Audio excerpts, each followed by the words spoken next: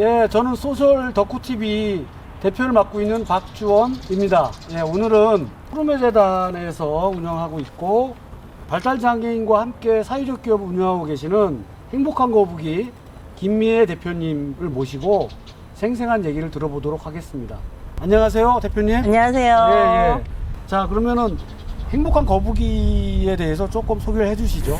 네, 행복한 거북이는 2011년도에 푸르메 재단과 SPC 그룹이 공동 협약을 해서 우리 장애인들의 자립을 위해서 우리가 뭘 해볼 수 있을까라고 해서 행복한 베이커리 카페라고 하는 브랜드를 만들었습니다. 네, 브랜드를 만들어서 지금 총 4군데가 운영되고 있고요.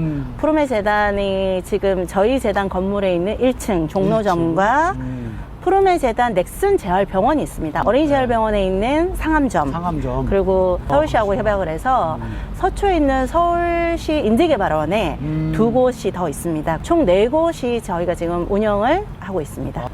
행복한 거북이라는 그 말이 있잖아요. 네네. 뭐 이건 도대체 어떻게 그 장명이 됐고 어떤 의미를 갖고 있을까요? 네네. 발달장애라고 하면 조금 느리기 때문에 소위 말하는 이 속도전으로 항상 일을 하는 사람들 사이에서 그렇죠. 발달장애인들은 일을 할 수 없어가 되게 팽배했었는데 발달장애인도 자기만의 속도로 일을 하면 충분히 일자리를 얻을 수 있다라고 해서 저희가 행복한 거북이라고 하는 브랜딩을 한 거고요.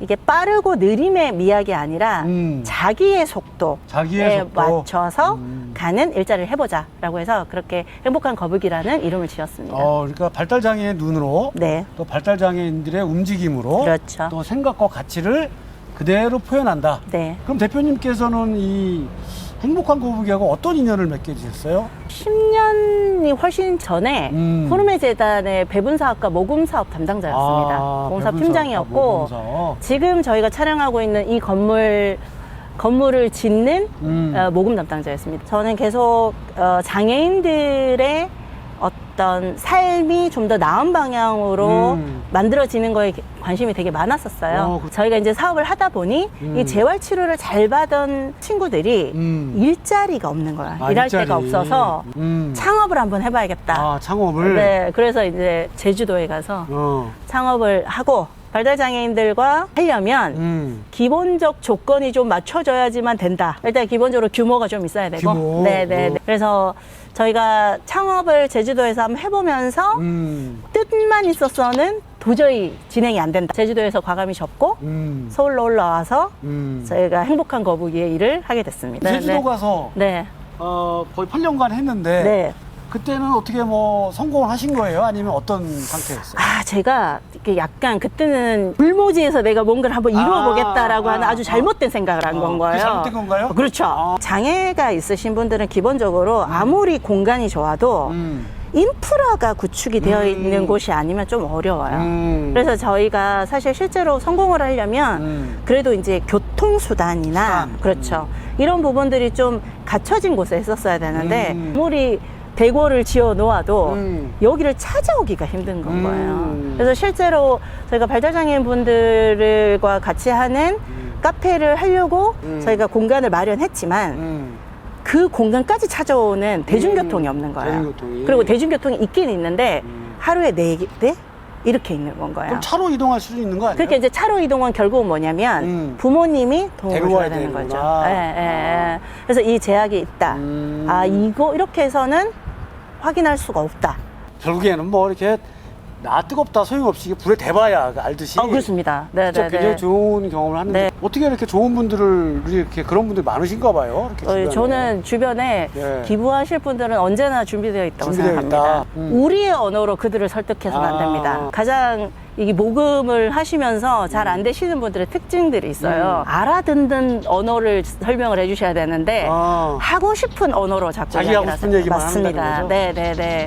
그거는 기부자에 대한 예의가 아니에요. 발달장애인도 20살이 되면 서비스만 받을 수 없어요. 왜냐?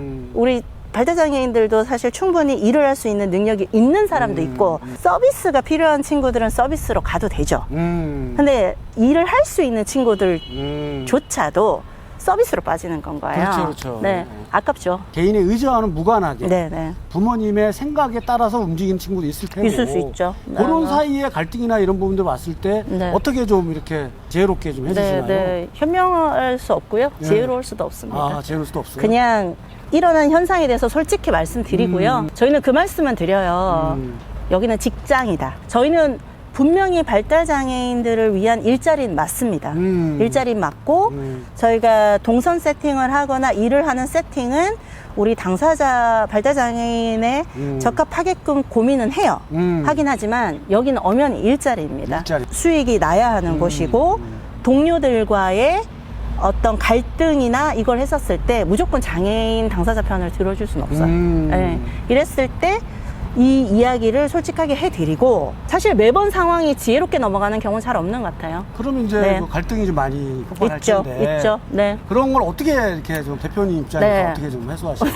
없어요. 그냥 없어요? 계속 이야기합니다. 아이고, 맨날 없대. 뭐 없습니다. 방법이. 왜냐하면 부딪혀야 되나요? 그렇죠. 이게 저희는 기본적으로 회사라고 하는 건 내규와 규칙에 의해서 돌아갈 수밖에 없습니다. 하지만 저희 당사자 같은 경우에는 사실 아까 말씀하셨듯이 나의 본성이 아니라 장애적 특성 그렇죠. 때문에 장애적 나타나는 특성. 게 분명히 있어요. 있죠. 그래서 저희가 한 번 잘못했었을 때 규칙으로만 하는 것이 아니라 그 현상을 계속 저희가 사실 가서 소위 말하는 조사도 하고, 네, 사람들도 만나고 그런 이야기 듣는 경우가 훨씬 더 많죠. 하지만 대상 중심으로만 갈 수는 없어요. 그러면 이제 네. 뭐 그런 갈등 문제도 있지만 네. 발달 장애인분들을 고용을 하셔갖고 네, 사업을 네. 하시는데 네. 그분들이 가지고 있는 또 나름대로 장점이라든지 네. 뭐 이런 것도 있을 거 아니에요? 아, 당연히 있죠. 네, 어떤 부분이 어떤 장점이 있냐면 네. 저기 이제 발달장애 친구들의 사실 특징이 루틴을 깨면 큰일 납니다. 근데 저희는 레시피가 변하면 안 됩니다.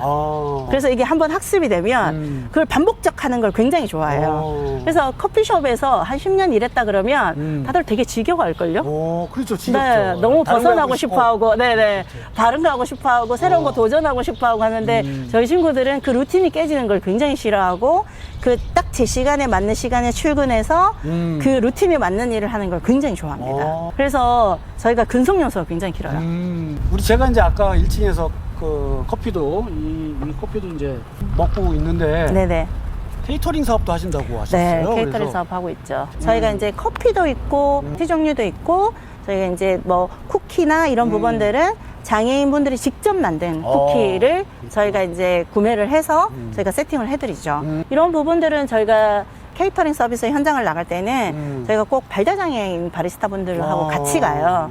왜냐면 실제적으로 그런 의뢰를 하셨던 분들이 발달장애인 분이 일하는 모습을 못 보는 경우가 그렇죠. 많아요. 많아서 직접적으로 이 장애인분들이 일하는 모습을 보는 걸 굉장히 좋아하시더라고요. 그리고 또 바리스타 분들도 굉장히 좋아하세요. 좋아하시고. 나가셔서 굉장히 이제 약간 자긍심 같은 걸 느끼고 오는 것 같아요. 실제로 가면 이제 세팅하는 것부터 이런 부분들, 일단 쓰레기가 없는 거 굉장히 중요한 것 같고요. 두 번째는 발달장애인 분들도 직접 보실 수 있고 저희가 세팅 깔끔하게 마무리까지 싹 다 해드립니다. 뭐 제품은 기본적으로 좋을 테고. 아, 네, 맞습니다. 네. 네네네. 그러면은 여러분 네. 불러주시면 우리 거북이가 달려갑니다. 아, 당연하죠. 여기저기 안 가는 데가 네, 없습니다. 네. 실제로 발달장애 부모님들이 이제 그런 말씀 많이 하시거든요. 뭐 내가 하루만 저 친구보다 더 오래 살았으면 좋겠다. 그 뭐 이런 얘기는 말씀을 많이 하시는데 왜 이 세상이 얼마 좋은데 왜 자꾸 하루만 더 사신다 그러시는지 모르겠어요.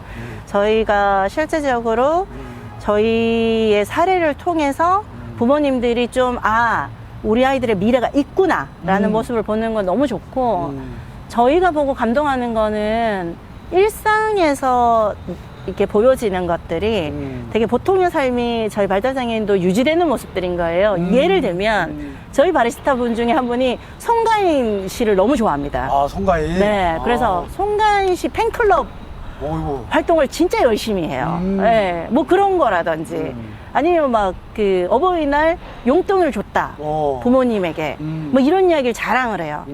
그래서 이제 저희가 이제 그런 이야기를 쭉 들어보면 우리 바리스타 분들도 이 자식으로서의 어떤 도리.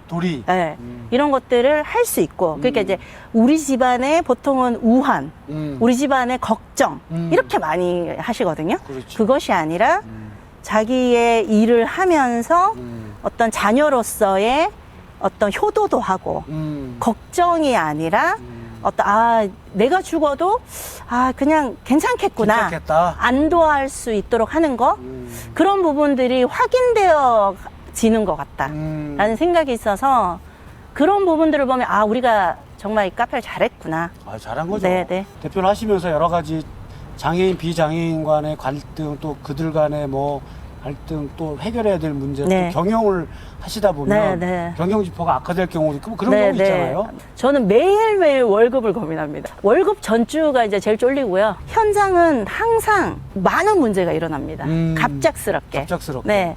근데 그 문제를 해결할 수 있는 사람은 결국은 대표예요. 고민도 많고 저는 사실 근무 시간이 정확하지 않아요. 커피숍 같은 경우에는 손님이 있을 때 수리를 할 수가 없어요. 그래서 저 같은 경우에는 항상 밤에 합니다. 밤에. 네. 주말에 수리를 하죠. 어찌됐든 이 공간이 유지가 되어야지만 발달장애인분들의 일자리가 또 유지될 수 있는 거니까요. 그래서 저는 발달장애인분들에게 굉장히 엄격한 매출에 대한 걸 요구합니다. 저는 점장님에게만 요구하지 않아요. 발달장애인분들하고도 항상 모아놓고 매출에 대해서 알려주고 이거 어떻게 생각하냐 이거에 대해서 같이 고민하게 합니다. 그럼 받아들이는 당사자들은 네. 어떻게? 받아들이는 당사자는 굉장히 고민하지만 퇴근 시간에 그냥 바로 갑니다. 우리가 사회적 기업을 하면서 네. 이제 모금 쉽게 말하면 전문가 달인이라고 봐야 되는데 네. 사회적 기업을 하면서 자력으로 돈을 벌어야 대한 투트랙을 같이 네. 하시는 거잖아요. 네, 네. 솔직히 어느 쪽이 좀 편하신가요? 편한 건 아무것도 편한 건 없죠. 없을까요? 네, 편한 건 없는데 모금은 사실 좀 호흡이 길어요. 호흡이 뭐가 길다. 있냐면 저희가 모금을 받기 위해서 사실은 좀 조사도 하고 자료를 만들고 이 한 분과 교류 시간을 하는데 호흡이 조금 길어서 그거 괜찮은데 사회적 기업은 분초 싸움입니다. 네, 분초 싸움이고 이게 이제 굉장히 이제 어쨌든 영리에 대한 고민을 안 할 수가 없어요. 안 할 수가 없는 네. 거죠. 사실 실제적으로 또 너무 영리만 내세우면 사실 우리의 본질이 흐트러지기 때문에 그것들을 지켜내기 위해서 본연이 노력을 해야 하는 거죠. 지원금이 많이 많이 없어졌어요. 지원금이. 네, 맞아요. 저는 근데 실제적으로 사회적 기업들이 기본적 자력갱생에 대한 애티튜드는 갖고 있어야 된다고 생각은 그렇죠. 해요. 네. 이렇게 지원 사업이라고 하는 것은 일관성이 사실 굉장히 중요하거든요. 그렇죠. 어떤 분이 오기 때문에 주고 어떤 분이 오니까 바뀌고. 예, 이러다 보니 사실 현장에서는 이 법과 제도라고 하는 것들이 확확 바뀌었을 때에서 오는 혼선이 너무 많아요. 그렇죠. 결국은 그 현장에서 가장 피해를 받는 사람은 누구냐면 당사자입니다. 당사자죠. 네. 그럼 이제 대표님 개인적으로나 네, 네. 행복한 거북이 입장에서나 네, 네. 어떤 희망을 좀 이렇게 기대를 하시고 준비를 하시나요? 네, 올해는 단기 순이익이 나왔으면 좋겠습니다. 단기 순이익? 네, 네. 영업이익이 나오고 단기 순이익이 나왔으면 좋겠고 올해는 나올 것 같습니다. 나올 것 저희는. 같아요? 네. 올해는 나올 것 같고 저는 저희 친구들하고 성공의 경험이 너무 중요하다고 생각하고요. 성공의 경험? 네. 그래서 실질적으로 계속적으로 저희가 이야기를 하는 게 작은 성공의 경험들이 모여서 결국은 저는 사실 우리가 이룩하고자 하는 것들을 갈 수 있다고 생각을 하거든요. 그러니까 이게 왜 우리가 원가를 낮춰야 되는 거에 노력해야 되고 우리는 왜 이번 달에 이걸 올려야 되는 것인가를 사실 저희가 이제 숫자 공유를 계속 하거든요. 그런 걸 했었을 때 이제 느껴지는 바가 다른 것 같아요. 그래서 이 친구들이 스스로 제 혼자서 끌고 간다고 해서 갈 수 없어요. 그러면 여기 네. 푸르메 재단과 네. 기업과에서 좀 이렇게 서로 이렇게 지원해주거나 많이 해주시죠. 많이 해주시죠. 엄청 해주시죠. 실제로 저희가 이제 뭐 혼자서만 사실 하기가 너무 어려워요. 왜냐면 어렵죠. 인사, 노무, 총무, 뭐 하면 정말 엄청난 법과 제도에 할 것들이 많은데 그런 부분들에 있어서 사실은 이게 결국은 다 비용이거든요. 비용인데 이런 부분들을 많이 도와주세요. 도와주시고 사실 저희 같은 경우가 사실 이게 손익이 나올 수 있었던 건 지금 SPC 그룹에서 커피빈을 굉장히 저렴하게 저희한테 지금 판매해주고 계세요. 저희가 이 원가 절감이 핵심이거든요. 네, 핵심입니다. 앞으로 더 좋은 일만 있을 것 같아요. 그랬으면 좋겠네요. 저희도 네네. 최선을 다해서 도와드리고 네네. 꼭 기억하세요. 이건 단순하게 커피가 아닙니다. 행복한 거북이에 정신이 다 들어가 있는 음료입니다. 꼭 여러분들 잊지 마시고 꼭 시청해 주시고 저희도 앞으로 노력을 많이 할게요. 안녕. 안녕. 굿바이. 다음에 뵙겠습니다.